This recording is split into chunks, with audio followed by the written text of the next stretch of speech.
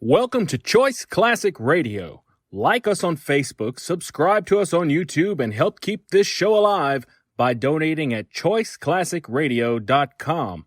For more of your favorite old-time radio shows, join us on our companion podcast, Choice Classic Radio Detectives, where we bring to you tales from the greatest detective shows the golden age of radio had to offer. And now, with 926 episodes from 1934 to 1955, we bring to you Lux Radio Theater.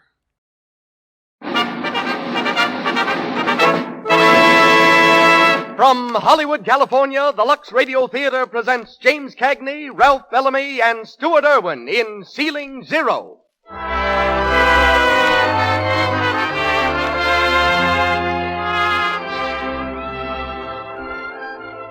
Lux presents Hollywood.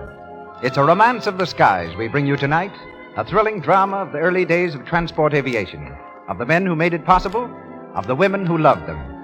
Ceiling Zero stars James Cagney, Ralph Bellamy, and Stuart Irwin, with Boots Mallory and Gene Cagney.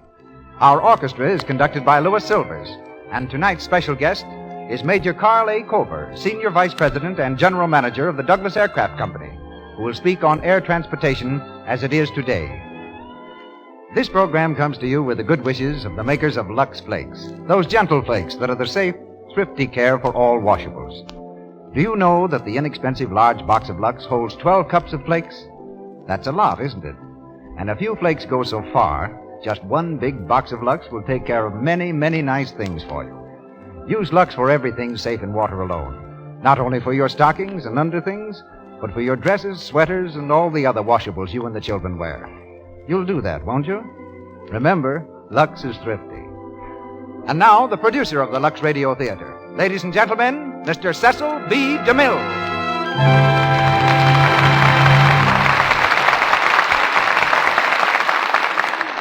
Greetings from Hollywood, ladies and gentlemen. James Cagney's career has been as checkered as it has been innocent and upright. To work his way through school, he was an office boy for the New York Sun, a page boy at the public library, a package wrapper at Wanamaker's, and a Wall Street runner. Since stardom overtook him, Mr. Cagney has contrasted his two-fisted roles with a private life in which he reads good poetry, plays the piano, sings, and dances. Between pictures, he can be found tilling his acres at Martha's Vineyard off Cape Cod. There, the red-headed bantam of the screen is a country gentleman, restoring antiques, raising chickens, goats, and vegetables, running a tractor, petting his horse, which he slightly distrusts, and never raising a hand except in self-defense. Appearing through the courtesy of Warner Brothers, his new picture is The Oklahoma Kid. And tonight, as he did on the screen, he plays Dizzy Davis in Ceiling Zero. Ralph Bellamy is here directly from the sound stages of Columbia Studio, where he's starring in Blind Alley. Like Mr. Cagney, he's a long-distance agriculturist whose favorite pastime is making his Connecticut farm pay. He's one of the best-known actors in America, where he spent 9 years touring with 15 different stock companies, playing a total of 375 characters. We hear him shortly as Jake Lee. Also from the screencast comes Stuart Irwin in the part of Tex Clark, and Boots Mallory plays Tommy Thomas. New to Hollywood is James Cagney's sister, Jean, who makes her radio bow tonight as Lou Clark. We're ready now for the takeoff, as the Lux Radio Theater presents James Cagney, Ralph Bellamy, and Stuart Irwin in Ceiling Zero.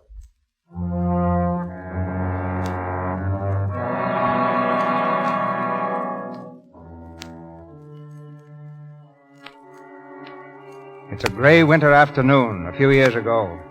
At Newark Airport, a dense fog smothers field and sky, wrapping the buildings in a blanket of ghostly white. In the operations office of the Federal Airlines, the radio engineer sits at the control panel, his voice droning on endlessly. Federal Airlines Newark calling Davis in plane 22. Calling Davis in plane 22. Davis, why don't you answer? Newark. Federal Airlines calling Davis in plane 22. At his side stands Jake Lee, the division superintendent. Jake Lee knows about fogs after 8,000 hours in the air, and now his face is creased with worry. Somewhere in the swirling mist, a plane is lost. Why don't you answer? Newark. You sure you're transmitting? Well, Texas Clark picked me up 5 minutes ago, and if he can hear us, Davis ought to be able to. Let me at that thing. Calling Davis. Davis, acknowledge this message. Report your position and altitude to Newark at once. Nothing doing, Mr. Lee. Call them every 5 minutes. Notify the pilots in the air by radio and all eastern ground stations by teletype. Yes, sir. I hope he's not down. Don't worry about Davis. He could fly here in a balloon. Hello, Newark. This is Texas Clark in plane 4. Hang out a lantern or a couple of candles. I'm coming in. Tell him okay. Okay. Texas Clark in plane 4. Come in. Hey, Jake. What do you want? Mr. Stone just came in. He wants to see you. Okay, go to work on that, Buzz. Yes, sir. Calling Davis. Newark. Calling Davis in plane 22. Calling Davis. Hello, Al. How's our Sterling vice president? Hello, Jake. Doc said you wanted to see me. Important? In a way, it's about Dizzy Davis, Jake. I hear you can't reach him. He'll be all right. He wasn't all right yesterday when he was forced down in Cleveland. Who asked for him to be transferred here? You? Yeah, why? Well, he's not even here yet, and he's up to his old tricks already. That forced landing yesterday was a fake. How do you know? Report from Cleveland by phone. When the mechanics reached the ship, they found nothing wrong except the left magneto wire had been pulled loose. Pulled loose? Of course, and Davis did it himself. Mechanics say he drove back to the plane with a limousine load of cuties, thanked the boys, kissed the girls goodbye, and got into the air. 24 hours late. That's your story. Why don't you wait and hear what Dizzy has to say? Oh, he'll spin a good yarn, all right. He always does. Jake, I'm telling you, Dizzy Davis is a menace and a liability, and... Just sit down there and relax, Al. I want to make a speech. All right, shoot. Who made the first night hop over the Alleghenies? Dizzy Davis. Who kept yelling for radio until you mugs finally spent some money on it? Dizzy Davis. Before then, it was standard practice for an aviator to stick his head out of the window in the morning and say, "Aha, it's raining." Hop right back into bed. I know. I was one of them. I don't care how good he was 5 years ago, Jake. I'm talking about now. Hey, Jake. Come in, Tex. Hey, was that Dizzy Davis you were calling? Yeah. You mean he's coming back here? If he ever gets in. Dizzy Davis. Boy, the three of us back together We again. haven't heard from him yet. He ought to be... Hello, Newark. Dizzy Davis in plane 22. There he is. Come on. Hello, Newark. What's the matter with you guys? Look out, Buzz. Hello, Davis. Go ahead. Was that Jake? Hiya, Jake. I'm 90 miles west of Newark. Altitude 2,000, temperature 58. Visibility unlimited. Oh, how I miss you, dear old pal of mine. Hiya, Jakey, baby. Radio regulation number 3. Pilots will refrain from all personal conversation while in flight. Okay, Toots, I can read. Goodbye. Speak of the devil. Devil is right. Listen, Al. Dizzy, Tex Clark, and myself are the only old-timers left in this line. We were together during the war. I taught him to fly. That's pure sentiment, Jake. We're in business, and the wartime pilots who can't fit today's standards are through. All right, but get this. I hire and fire the pilots for this division. As long as I have a job, Dizzy Davis will have one. Okay, Jake. Only the next slip Dizzy makes, out he goes. Even if you go with him. Thanks. I'll remember that.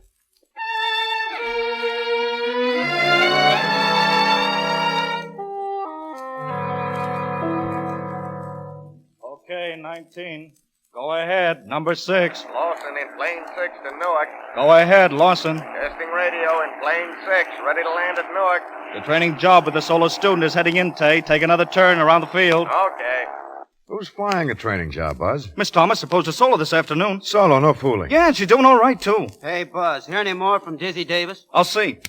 Calling Davis in plane 22. I can't give you anything but love, baby. Cut him off. That guy'll sing us into the commissioner's office. He sure got a rotten voice. Hey, Jake.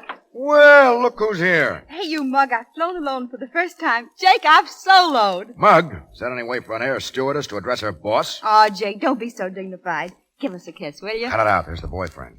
Hey, Tay. Hello, Tommy. Your trip okay, Lawson? Oh, fine, Mr. Lee. Hey, listen, I soloed. I made it just like that. Hello, girl. Were you scared? Well, kinda. Gee, it was sort of like falling in love and going to church and having your first cocktail all at once. There's no doubt about it. You've just soloed. Dinner tonight, Tay? Oh, not tonight, honey. I got another trip to take out. 22 calling Newark. Boys, I'm almost home. I can smell the meadows. Okay, 22. Don't be so businesslike, Buzz. I'm trying to tell you I'm landing in Newark. Never mind the fatted calf. Make it lobster thermidor, Mama Junie. Okay, 22. Shut up. Here I come, Jake. Yeah! Hey, Jakey. Can I come in upside down? What? No! Oh, come on, Jakey. Be a sport. Let me come in upside down. Now, listen, Dizzy, I said no. I don't want any fooling around. Here I come. Look at me, Jakey. How's it?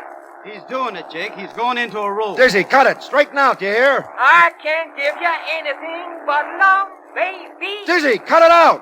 I can smell the dandelions on the field, Jakey. Don't worry, here I go. If I don't come out of this roll, I'll... Dizzy, listen, Dizzy! There he goes. Oh, he's okay, Jake. He ought to break his neck. Boy, can that man fly. Those sparrows just tucked their heads under their wings and fell right off the telephone Check wire. him in, Buzz. I'll go out and say hello. Come on.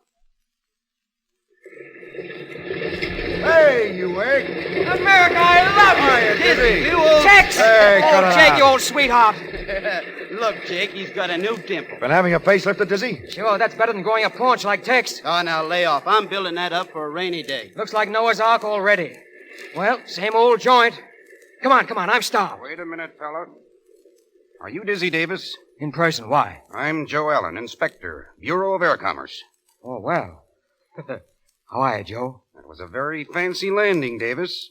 The next one like it'll draw you a suspension. You government guys are always wrong. There isn't going to be any next time. Cut it out, Dizzy. This is serious. Let's see your pilot's license. There you are, brother. You'll note my application for renewal has gone in. I see you've applied for a waiver for physical defect. What is it? Skippy Pump, 6 years old.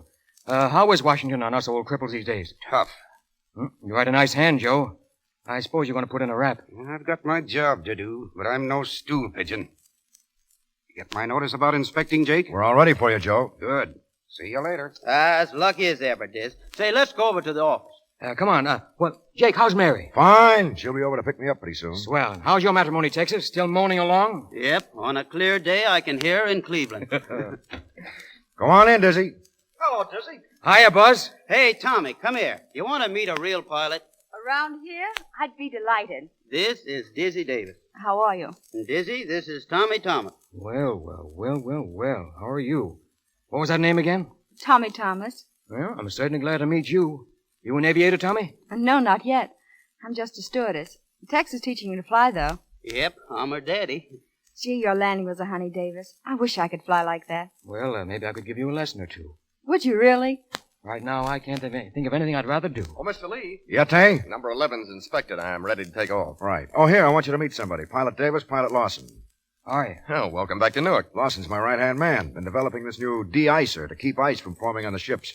Go over the records with him when you get a chance. Yeah, sure. How about tomorrow? Tomorrow? Well, now, wait a minute. I've got to see what my engagements are. Tommy, what are we doing tomorrow? I mean, what are you doing tomorrow? I don't know yet. Why not ask me the day after tomorrow, and I'll tell you all about it. Come along, Tay. I'll walk down the ship with you. Thanks, honey. Oh! Hey! Did I get the brush, or is she always like that? I never thought I'd live to see the day. Dizzy was a good guy when he had it, huh, Jake? Well, the old Meister isn't licked yet. That was routine number 1.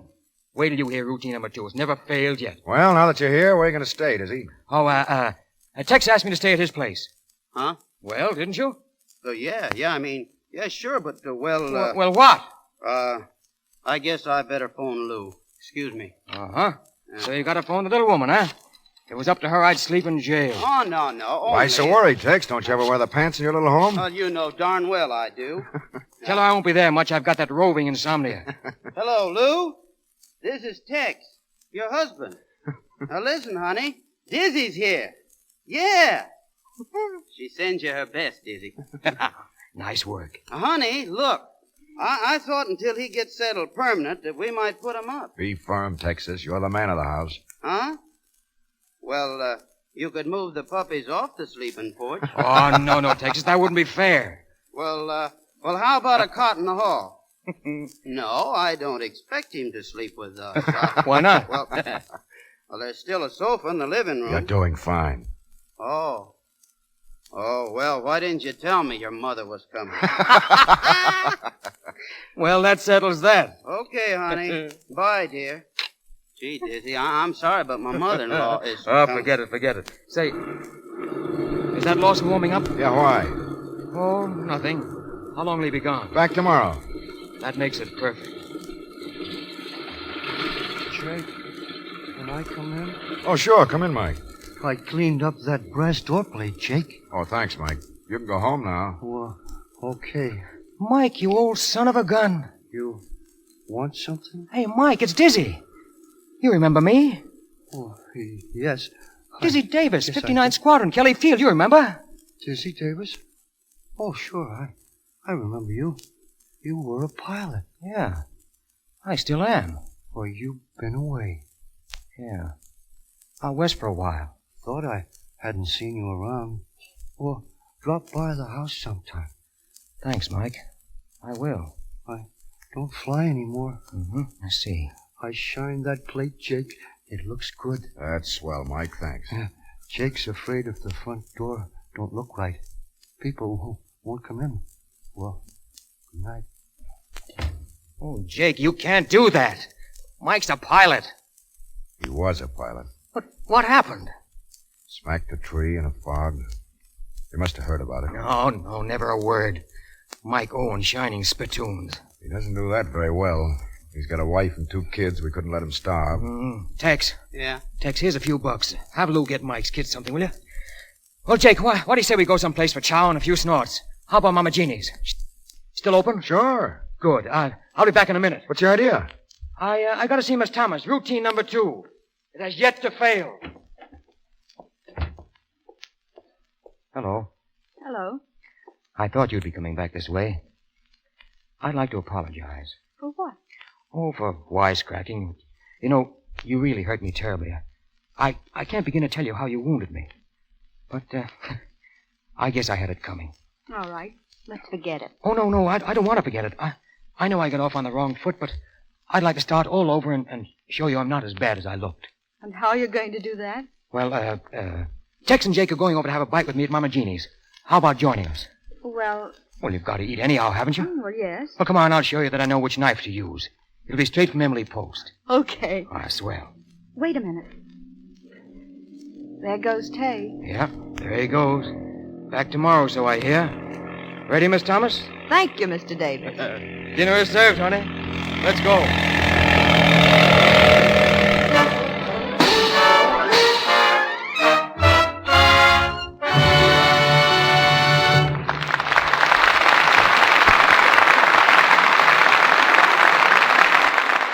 The curtain falls on the first act of Ceiling Zero, starring James Cagney, Ralph Bellamy, and Stuart Irwin. During this brief intermission, we bring you our favorite family, the Brownings. It's evening, and the family are in the living room. As the scene opens, 14-year-old Midge is dancing about the room in a series of fantastic swing steps. I'm just a jitterbug, a little jitterbug. Boy, does that music send me. I'm in the groove. Da-da-da-da-da-da-da. Midgie, calm down a little. Why all the excitement? I'm practicing for the jam session at school, Mother. We're having a contest for the best dancer. It takes more than dancing to win that contest, Midge. Why, Dot, what do you mean? Zippy, zippy, zum, little run, little run. Stocking runs won't take any prizes, Midgie. Oh, my gosh, if I got another run. Yes, and it's a beauty. Zip clear down your leg when you were shagging just now. Oh, dear, what am I going to do about these awful runs? Oh, Midge, it's so simple. If you'll only remember to lux your stockings every night, that'll cut down on those runs. Look, Midge, why don't you make a little sign, Lux Stockings Tonight, and put it up on the bathroom mirror? Then you'll be sure to remember. Dot, that's a grand idea. I'll do it right now. Smooth-fitting stockings without a sign of a run.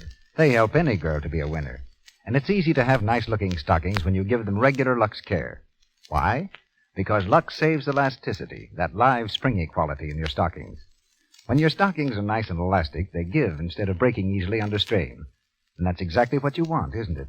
So Lux your stockings every night. It takes only a moment. Do your under things at the same time.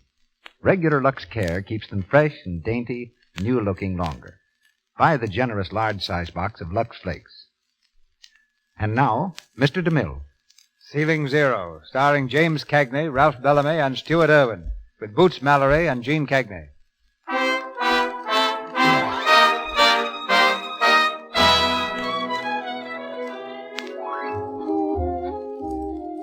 It's late the same evening, and Mama Jimmy's, a cafe near the airport, is almost deserted. On the tiny dance floor, Dizzy and Tommy move slowly to the rhythm of the four-piece orchestra. How am I doing? All right. A little close, that's all. Well, that's the way they taught me. When, in the gay 90s? Say, how old do you think I am? I'm only 34. That's an awful lot when you're only 19. But when you're 34, it's nothing. Say, you realize when you're 34, I'll only be 49? What of it? Well, if you think when I'm 49, I'm going to dance with an old hag of 34, you're crazy. Better enjoy yourself while you can. Look up here a second, will you? What's the idea? I'll show you. You're not going to kiss me in public, I hope. Sure. How was that? Not bad. Have another? Oh, I don't think I'd better, thanks. Oh, come on, just one more. Can't hurt you. 1, 2, 3, 4. What's that? My mother always told me to count 10 if I was tempted or something. Can you wait? Sure, if you can. Come on, let's count together. 1, 2, 2, 3, 4. 4. Hey, 5. how about dancing this one with your boss? Okay, Jake. Beat it, Dizzy. You can keep Mary company. Yeah, sure. You got up at the count of 5, Tommy. That means there was no knockout. Well, stay on your feet. You may get a draw. Hiya, Mary. Sit down. Say, you better watch that husband of yours, Mary. Look at him dancing around with that nice young girl. Ought to be ashamed of himself, the old reprobate. What about you? Who, me? Well, I'm not old. Uh-huh. Look, Dizzy, I don't want to preach, but Tommy's only 19. Well, what of it? Nothing. Only when you're 19, it's so easy to fall for a dashing aviator and get your heart broken into tiny pieces. I remember reading about a case like that. Oh, you do, huh? But she turned out all right, didn't she? I mean, the girl you were reading about? She turned out fine. Because right after that, she met a swell guy named Jake Lee. And she married him. She's had 4 of the happiest years in her life. You see, her husband didn't ask her any questions about what happened before. Mm-hmm. Suppose he had asked her. I think she'd have told him, without mentioning any names. Wouldn't make things any better to break up a lifelong friendship, would it? No, guess not. Move over, Slug. That's my wife. Sure. Hey, where's Tommy? She wanted to make a phone call. We better head for home soon, Mary. I'm ready. Not me. I've got some counting to do. What are you talking about? Hey, Mr. Davis. Yeah, Mama Jeannie? Oh, that dinner was swell. That's so good. Say, you know that girl who was here? Yeah? Where is she? Well, she's to tell you she's to take a taxi. What? Sure, she's to go home. Home? Well, that's fine. That's great. Hey, Mama, Yeah? what are you doing tonight?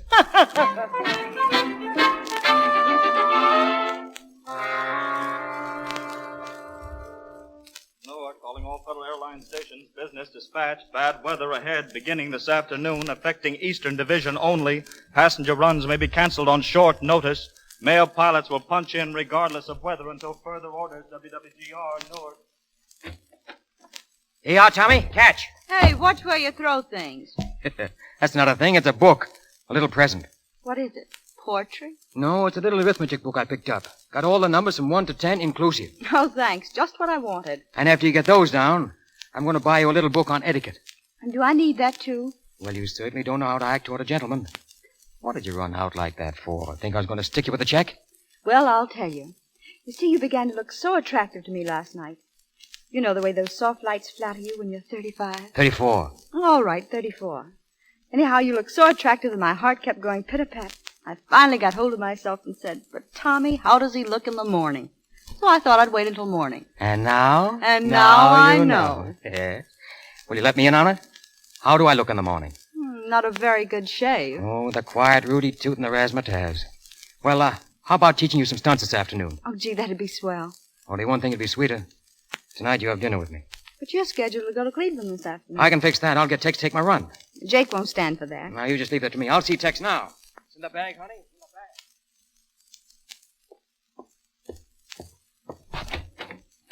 Hiya, Dizzy. Hiya, Tex. How's the old...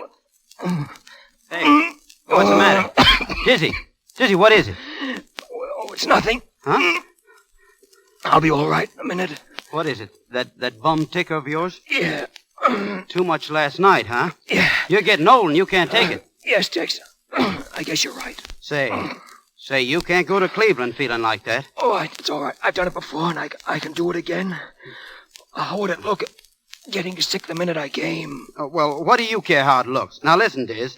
Don't you worry about your run. I'll take it. No, And you can take mine this weekend. No, Tex.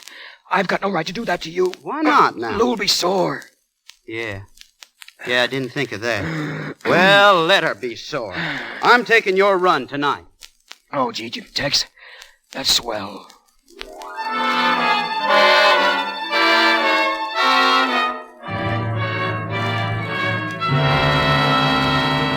Bureau of Air Commerce, Washington, to all planes and stations, 8 o'clock weather. Colsman barometer, 2980. Temperature, 30. Dew point, 30. Surface wind calm. Heavy fog. Visibility 0. Ceiling 0. Hand me that last report from Belfont. Here you are. This fog is thick enough to cut in chunks. Look at those seagulls. They're walking around. Texas Clark in plane 9, calling Newark. Go ahead, Texas. Texas Clark to Newark, eastbound, 10 miles west of Bethlehem. Flying blind on instruments on Newark beam. Altitude 10,000. Visibility 0. What's the ceiling at Newark? Ceiling here still 0, Texas. Getting no better. Keep in touch. Okay. Boy, Dizzy should be happy he's on the sick list. He sure handed Tex a sweet run.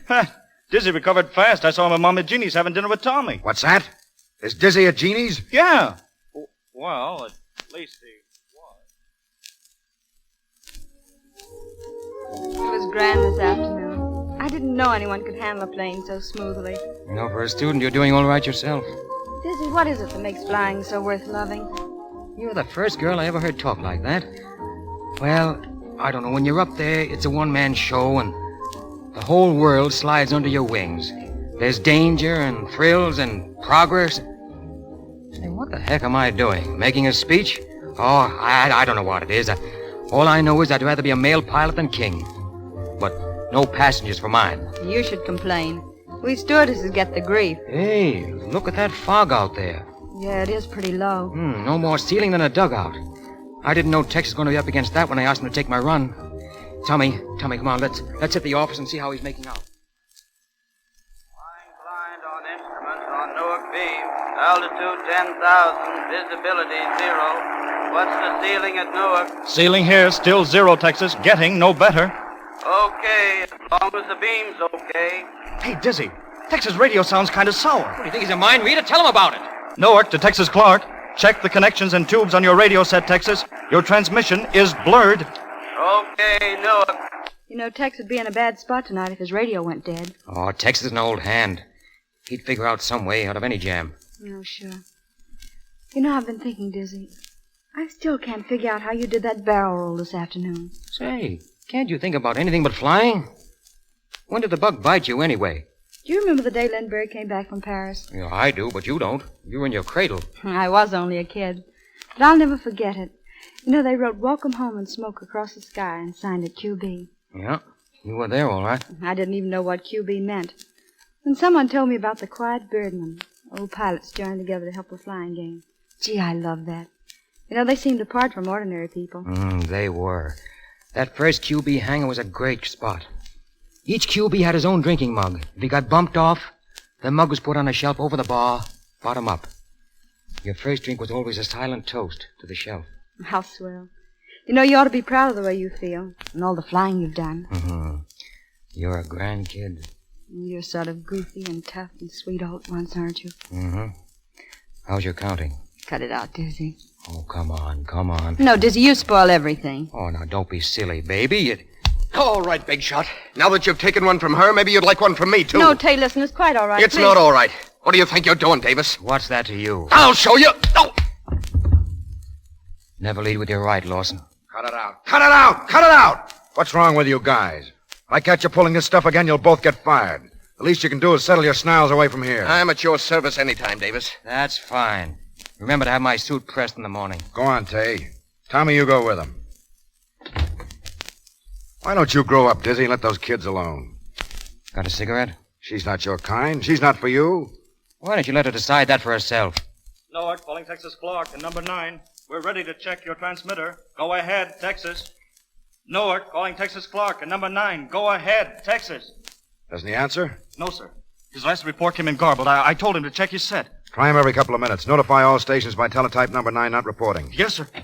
Radio must be dead. Jake, I want you to know that I didn't swap with Tex just to hand him a tough one. Forget it. Jake, is Tex in the air? And this? Yep. On his way home, Mike. It was a night like this. I was coming home. I couldn't see the ground, or the trees, or the houses, or anything. Then I hit. I stopped like a train hitting a wall. Then I hurt all over. Take it easy, fella. Yes, take it easy. I'm all right. I shined that brass plate, Jake. It looks real pretty. Forget it, Mike. Run along home. I guess I'd better. The wife might be worrying. She still thinks I'm flying. Buzz, put that outside radio transmitter on the window ledge. Yes, sir. Tex will never get in here without radio unless he finds a hole. A hole in that mud? Solid overcast, 15,000 feet thick. No use worrying till he begins to look for the field. Yeah, then we'll pray him down. Hiya, Jake. Oh, hello, Smiley. Well, Dizzy, I heard you were back. Hiya, Smiley. What are you doing over here among us common people? I thought you'd quit the racket. Believe it or not, I'm looking for a job. Can you use a good aviator, Jake? You wouldn't want to work for us. Why not? Have to spend at least a year learning the ropes as co-pilot. Co-pilot? I'd hit the bread line before I'd start riding with some other guy at the controls. Newark, calling Texas Clark, and number 9. Newark, calling Texas Clark, and number 9. He still doesn't answer. Keep trying. Well, how you doing, Dizzy? And how are all your gals? I can't complain. Say, whatever happened to that slim brunette you used to chase around with? Am I supposed to know the girl from that description? You know the one I mean. You were going with her when I was testing those new transports. Oh, yeah. You mean, I know. You mean Eileen. Not that one. What was her name? Oh, stop it, will you? I've got it. Mary something. Oh, cut it out. She wasn't my girl. You remember, she lived in a little white house over in East Orange. Mary... Shut up.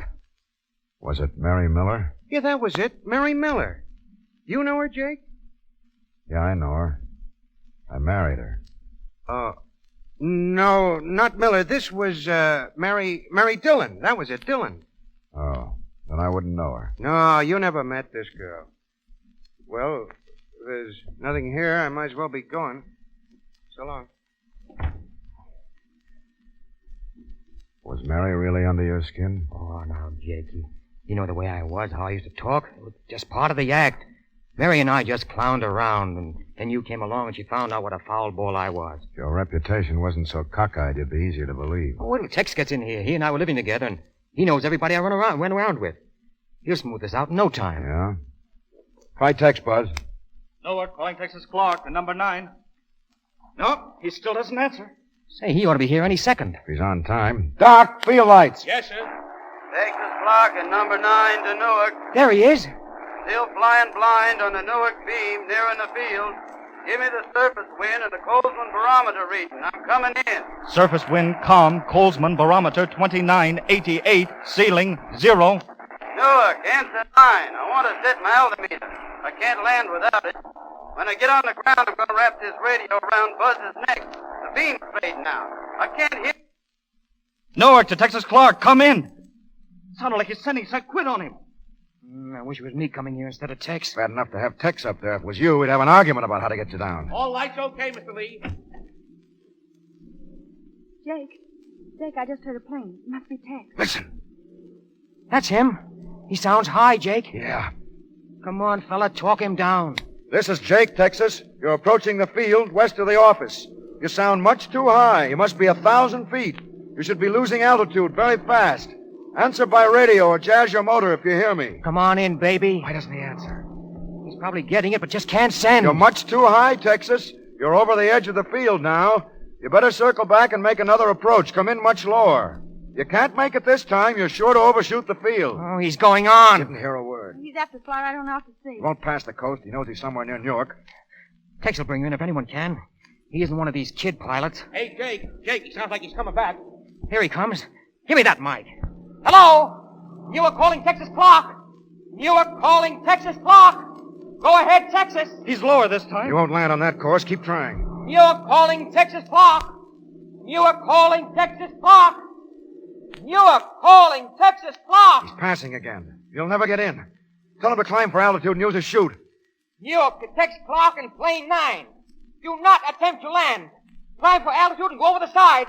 That's orders. Acknowledge.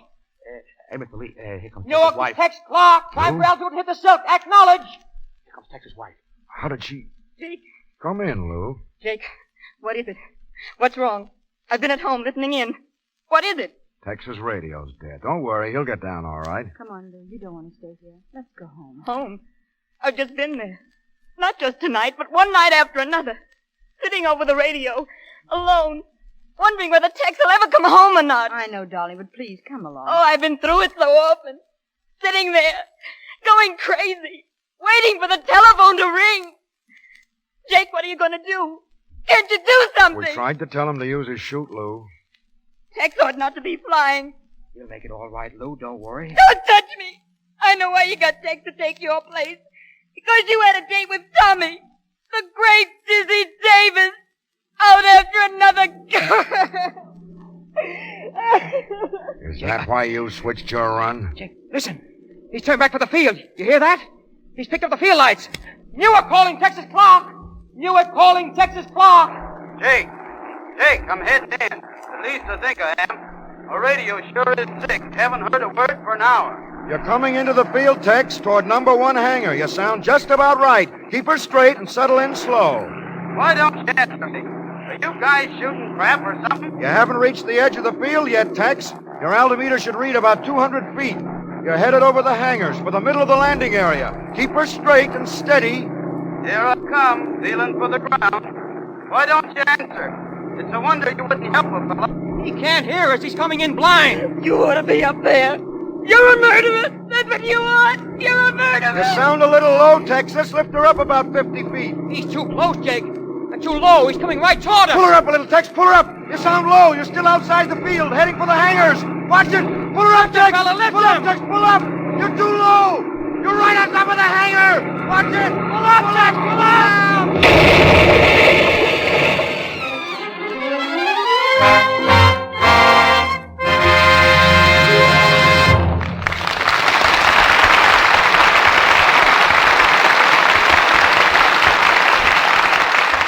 Pause for station identification. This is the Columbia Broadcasting System.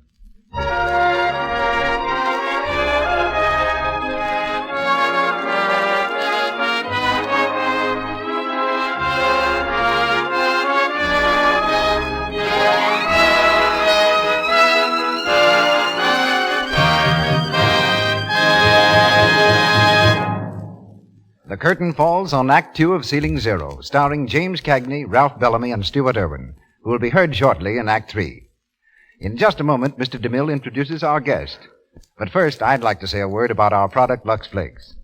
Have you ever figured out how thrifty Lux really is? How much it can do for you? It's amazing how far a penny's worth of Lux will go. Listen to this. Unless the water is hard, about 1 penny's worth of Lux will do your underthings 3 times. Your stockings 4 times, or your dishes for a whole day. Or you can look at it this way. Just a little more than a penny's worth of Lux does a sweater and a dress. Yes, Lux is thrifty, and it's safe. Safe for anything safe in water alone. So every time you buy the generous large-size box of Lux, just think to yourself, it's safe and it saves. Now, Mr. DeMille. As our guest tonight, I thought it most appropriate to present a man from the skies. Someone from real life who can match the color and skill of the pilots of our play. But he's as different from the aviators of our play as the plane which he's flying is different. The swift progress of aviation since the writing of Ceiling Zero has outstripped man's imagination in making air travel safe, and safer still. Right now, in the sky above the Lux Radio Theater, a modern transport plane is circling.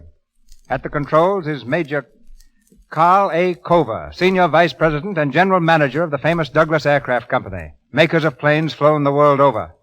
Major Cover trained the men who trained the pilots to fly in the World War, and has had much to do with the pursuit of safety for the past 20 years. But let's hear from Major Cover direct. Are you ready, Major? I've been accustomed, Mr. DeMille, to look up to the Lux Theater. This is the first time I've ever looked down on it. Incidentally, I'm now speaking a regular DC transport plane, while in the course of routine checkup flight. This plane belongs to the Royal Dutch Airlines. It will soon be delivered for operation in the longest passenger run in the world between Amsterdam and Batavia. Well, as you fly around up there, Major, what picture do you get of aviation today and in the future? Well, I believe aviation has traveled farther in less time than any invention in the world. I think you'll agree that it has made as vast strides in the brief years since the period of Ceiling Zero as it did between its inception and the first showing of tonight's play. Safety and comfort in the air develop so fast that it's almost impossible for the average person to realize the changes. It would be a full-time job to keep up with the progress being made.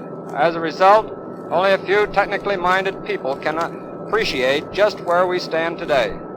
But doesn't such progress take all the romance and daring out of flying? If you mean romance in the terms of such heroic daredevil performance as you have in Ceiling Zero, then the answer is yes. But there's another kind of romance, the conquest over nature. A conquest made possible by such things as the radio beam, the new altimeter, the icing equipment, the automatic pilot, and the amazing reliability of modern engines. There's romance, too, in the thought that you can fly in the space of a single day from a land of ice and glaciers to the palm trees of the tropics. I'll even predict that passengers will be able to make regular scheduled flights from here to Paris and London within a very few months. I'm not much in the romance angle, but I think that comes pretty close to being the real thing. The world owes you and men like you a deep debt of gratitude for the safety you've brought about and are constantly increasing. I know that most of us in Hollywood, actors, actresses, and producers, are almost as much at home in the air as we are on the ground. We hope so, Mr. DeMille. And now I'm sure you want to get back to Zilling Zero. As for me, I'd like to hear the rest of it, too. Good luck, sir. You've given wings to the world, Major, and to our program. Act 3 of Ceiling Zero, starring James Cagney, Ralph Bellamy, and Stuart Irwin, with Boots Mallory and Gene Cagney.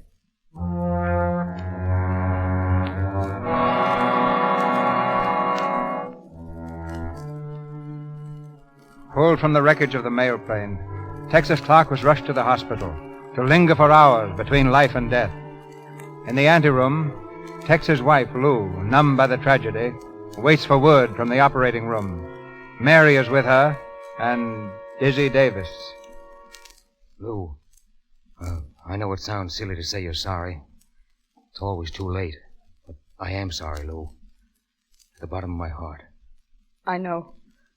Lou... Don't worry. I'm not going to shout. I don't think I can ever shout again. I don't want to hurt you, Dizzy. That won't help Tex. But you're no good. You never have been any good. Everyone you touch, you hurt. Jake helped you. Got you sent back here. And what do? You've already hurt Tay and Tommy. And if you stay here, you will hurt Mary. Lou, so help me. You can't help it, Dizzy. You're just no good. No good. Dizzy. She doesn't know what she's saying, Dizzy. Oh, yes. Yes, she does. And she's right. I'm poison, absolute poison, even to my friends. Not to Jake, Dizzy. Oh, to him, too. Smiley Johnson spilled the beans about us. What did Jake say? He doesn't know whether to believe him or not. Then I've got to tell him, Dizzy. Yeah, I guess you do. Only wait till this is over, will you? Goodbye, Mary. I'm going back to the office. Phone me if anything happens, huh? Goodbye, Dizzy.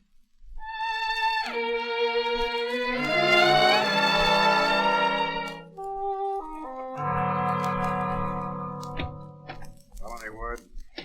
He's still unconscious, Jake, but a little stronger. Swell. Jake, suppose Tex should die. You weren't to blame for the crash.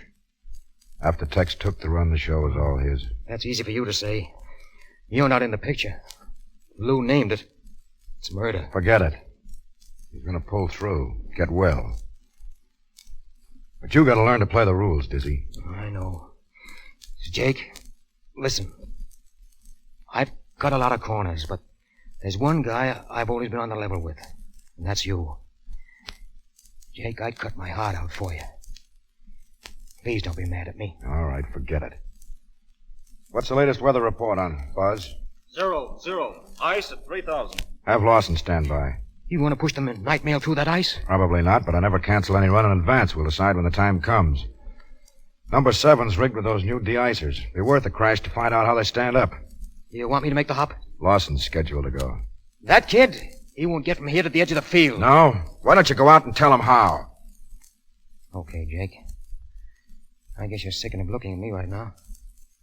I'll see you later. Dizzy. How are you, Half-Pint? I'm pretty low. Dizzy, I feel so guilty about Tex. Only we hadn't made that silly date. Oh, don't blame yourself. It was my bright idea. Everybody knows that. Dizzy, You mustn't worry about what Lou said. Tex wouldn't want you to do that. He'd understand.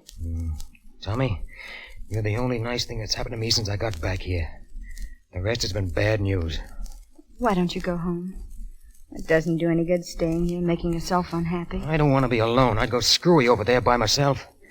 I wish I could help. You could. Could help a lot. How? Staying close and being near me till it goes away. Will you? Of course. Sweet.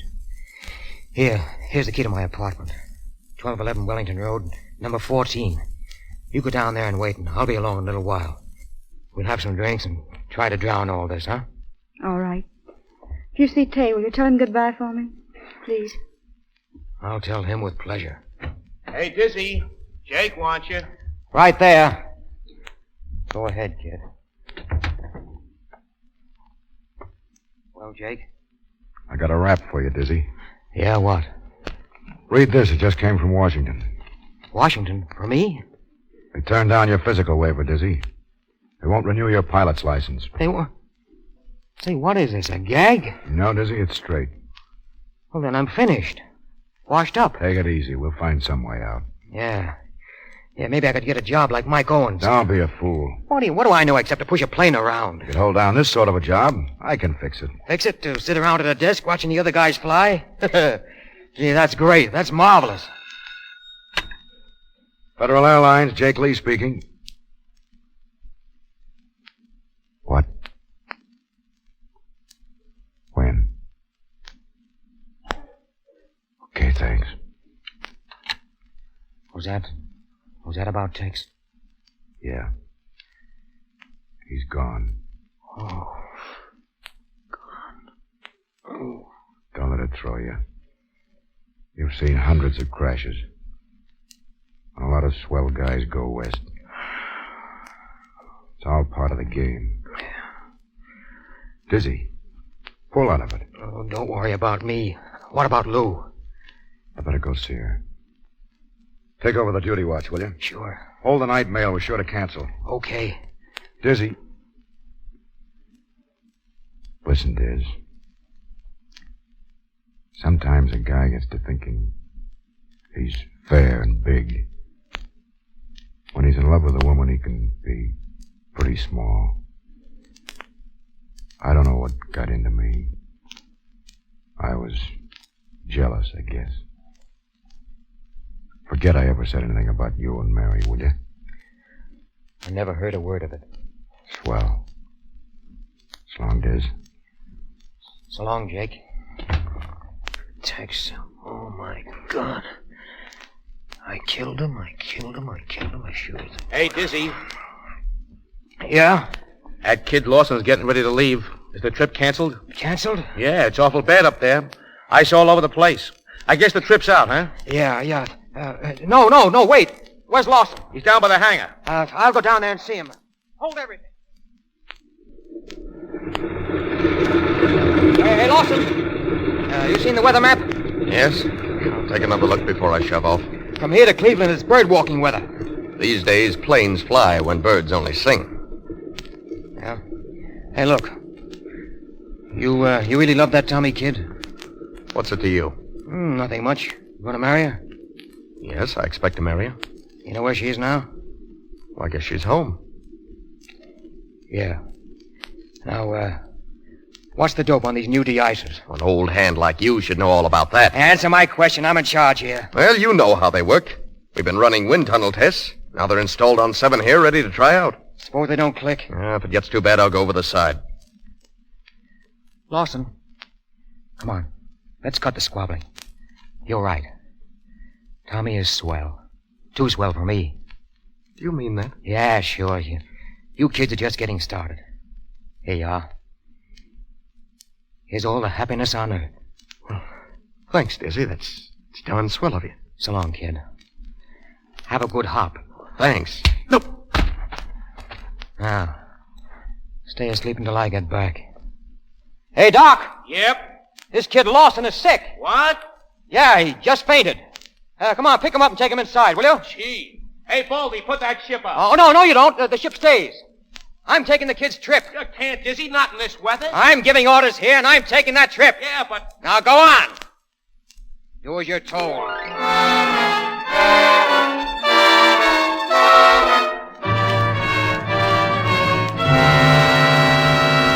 What'd you let him go out for? Why didn't you hold him? I couldn't help it, Jake. Shut You up. told me to...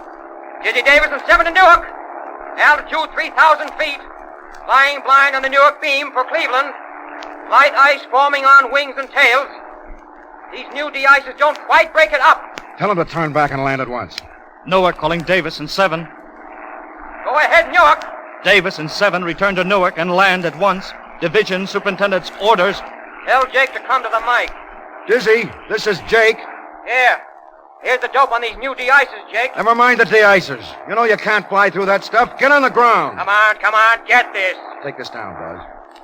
The pressure has got to be doubled. The rear tube should be moved back 8 inches so the ice won't form behind it. And you need tubes on the tail, too. One on each leading edge. They'll work then like $1 million. Right now, the tubes are frozen flat. That's all, Jacob. Okay, Dizzy. Now get back to Newark. There's not much chance of that. Unless you send me up a skyhook. Ship's getting heavy. Losing altitude now. Dizzy, leave the ship. Don't wait until she begins to spin. Drop your flares and go over the side. Bail out. Hit the silk. No can do, baby. She's got ice all over her. Sure built up in a hurry. Jake, when Dizzy got into that ship, he didn't wear a chute. What? He didn't. He wouldn't wait. Dizzy, isn't there some way? Can't you nurse her down? Slide in on a wing so it'll be an easy crack up? Do something, Dizzy, anything. She's falling pretty fast, Jake. The ice looks a foot thick on the leading edges. I'm down to 1,500 feet on the beam. Don't look for the crash tonight. Dizzy, listen! She's getting wishy now. I'm going to put her into a spin to see how that affects the ice. The ice still sticks to the ship, Jake. She won't answer the controls. Here she goes. So long, Jake. Don't be mad at me. Newark to Davis in 7. Newark to Davis in 7. Answer 7. Answer 7. Davis! Dizzy! He's crashed.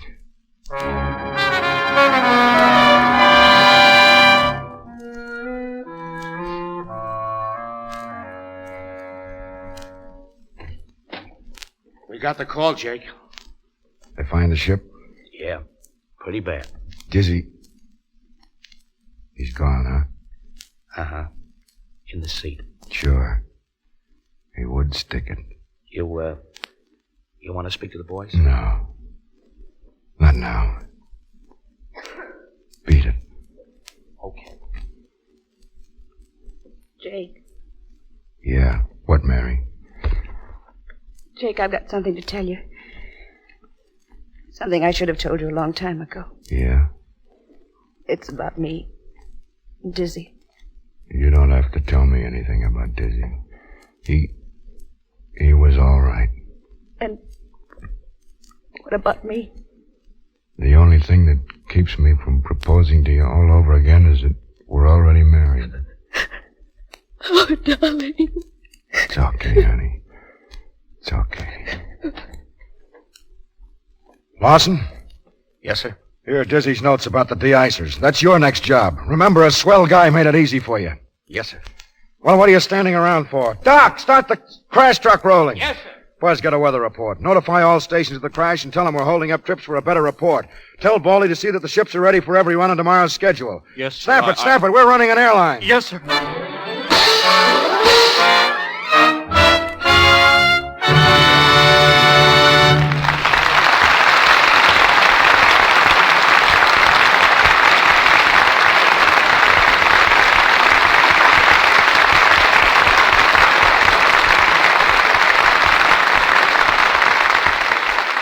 Ring down the curtain on Act 3 of Ceiling Zero, starring James Cagney, Ralph Bellamy, and Stuart Irwin. In just a moment, Mr. DeMille will bring back our stars to talk to you personally. But first, here's a bit of news for housewives. I read in the paper the other day that a housewife washes about an acre of dishes every year. Imagine all those dishes laid out over more than 43,000 square feet of ground. That's an acre of dishes. And it takes a good many hours to wash all those dishes. Yes, it does. It means your hands spend a lot of time in the dishpan. And if you're using a harsh soap for your dishes, your hands are apt to suffer. Harsh soaps with harmful alkali are likely to dry the natural oils in your skin. That's why your hands chap and get red and coarse. You don't want that to happen to your hands, do you? So won't you remember this? Lux Flakes are kind to your hands. They're mild. They have no harmful alkali, nothing to dry your skin and roughen your hands. No, indeed. Lux helps your hands stay smooth and young-looking. And that's pretty nice, isn't it? Having hands that are lovely to look at and thrilling to hold. Every woman wants them. Remember, Lux is fast, it's gentle, and it's thrifty. Yes, unless the water's very hard, it takes only about a penny's worth of Lux to do a day's dishes. Be sure to buy the generous big box of Lux Flakes. Mr. DeMille. After spending the last week in the vigorous company of Messrs. Cagney, Bellamy, and Irwin, I'm sorry for only one thing. Look out, boys. Here it comes. No, it's not what you're thinking, Mr. Irwin. My lone regret is that all of you want with Barbara Stanwyck, Joel McRae, and me in the making of Union Pacific. You mean we're too late? Gosh, what'll you ever do, Mr. DeMille? Well, there's nothing to do, I guess, but hope. Hope that when the next one comes along, you'll be in the cast. Yeah, I'd like to cast it for you right now, if I might.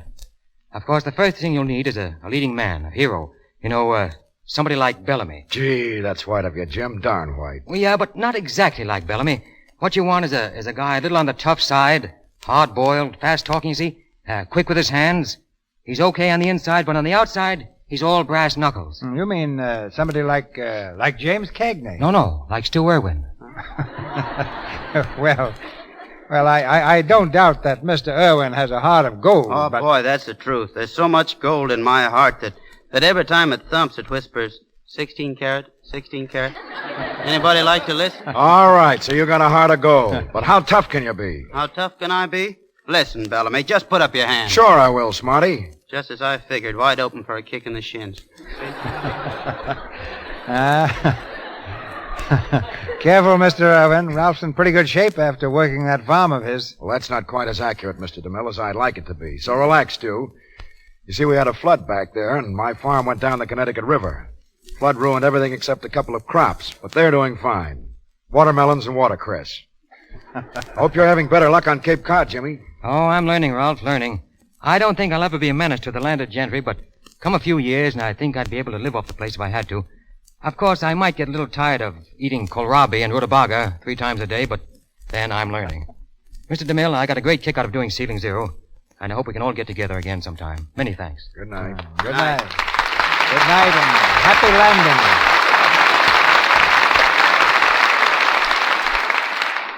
In a moment, ladies and gentlemen, Mr. DeMille brings news of next Monday's program. Be sure to listen to the new Lux daytime radio program, The Life and Love of Dr. Susan, the story of a courageous woman in search of her destiny. You can hear it over most of these stations in the United States every afternoon, Monday through Friday, at 2:15 Eastern Time, 1:15 Central Time, 3:15 Mountain Time, and 2:15 Pacific Time. This new daytime program, The Life and Love of Dr. Susan, comes to you in addition to the Lux Radio Theater. Assisting in Ceiling Zero were James Bush as Buzz Gordon, Mary Lansing as Mary Lee, Martha Wentworth as Mama Jeannie, Edward Marr as Doc Wilson, Lou Merrill as Alan Jones, Joseph Duval as Joe Allen, Frank Nelson as Tay Lawson, Ross Forrester as Mike Owen, and John Gibson as Smiley Johnson. Ralph Bellamy appeared through courtesy of Harry Cohen. Louis Silvers is from 20th Century Fox Studios, where he directed music for Wife, Husband, and Friend. Now, your producer. The program planned for you next Monday night, like all programs in the Lux Radio Theater, is one in which you, too, play a major part. Just as we are occupied every day in the week preparing these productions, you are making them possible by bringing Lux Flakes and Lux Toilet Soap into your homes each day. This cooperation enables us to present plays and stars of the caliber in store for you a week from tonight, when you'll hear Norma Shearer and William Powell. A great hit on the screen, our play is the dramatic story of an infinite love, one-way passage.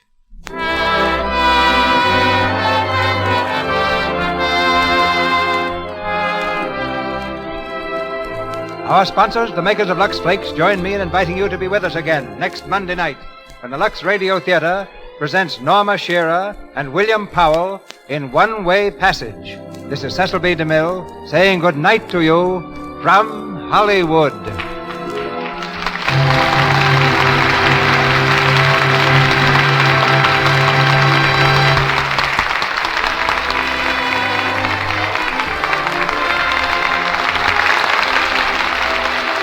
Your announcer has been Melville Ruick. This is the Columbia Broadcasting System.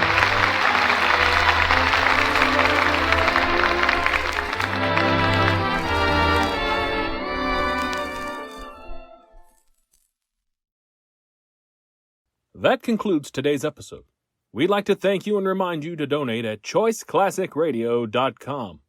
Remember, your donations make episodes like this possible.